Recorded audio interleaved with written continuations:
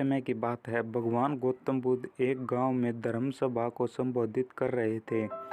लोग अपनी विभिन्न परेशानियों को लेकर उनके पास जाते और उसका हल लेकर खुशी खुशी वहां से लौटते। उसी गांव के सड़क के किनारे एक गरीब व्यक्ति बैठा रहता तथा महात्मा बुद्ध के उपदेश शिविर में जाने वाले लोगों को बड़े ध्यान से देखता।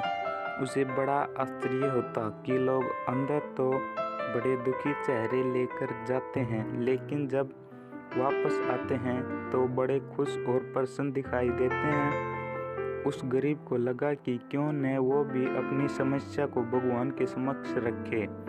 मन में यह विचार लिए वह भी महात्मा बुद्ध के पास पहुंचा।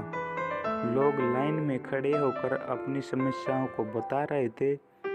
जब उसकी बारी आई तो उसने सबसे पहले महात्मा बुद्ध को प्रणाम किया और फिर कहा, भगवान, इस गांव में लगभग सभी लोग सुख और समृद्ध हैं, फिर मैं ही क्यों गरीब हूँ। इस पर उन्होंने मुस्कुराते हुए कहा, तुम गरीब और निर्धन इसलिए हो क्योंकि तुमने आज तक किसी को कुछ नहीं दिया। इस पर वह गरीब व्यक्ति बड़ा आश्चर्यचकित हुआ और बोला, भगवान, मेरे पास भला दूसरों को देने के लिए क्या होगा। मेरा तो स्वयं का गुजारा बहुत मुश्किल से हो पाता है। लोगों से भीख मांगकर अपना पेट भरता हूँ। भगवान बुद्ध कुछ देर शांत रहे, फिर बोले, तुम बड़े अज्ञानी हो। औरों के साथ बांटने के लिए ईश्वर ने तुम्हें बहुत कुछ दिया है, मुस्कुराहट दी है जिससे तुम लोगों में आशा का संचार कर सकते हो, मुख दिया है ताकि लोगों से दो मीठे शब्द बोल सकते हो, उनकी प्रशंसा कर सकते हो, दो हाथ दिए हैं लोगों की मदद कर सकते हो।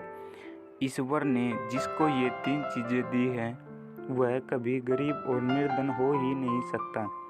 निर्धनता का विचार आदमी के मन में होता है, यह तो एक भ्रम है, इसे निकाल दो। कभी भी मन में निर्धनता का भाव उत्पन्न न होने दो, गरीबी अपने आप दूर हो जाएगी। भगवान बुद्ध का संदेश सुनकर उस आदमी का चेहरा चमक उठा और उसने इस उपदेश को अपने जीवन में उतारा, जिससे वह फिर कभी भी दुखी नहीं हुआ।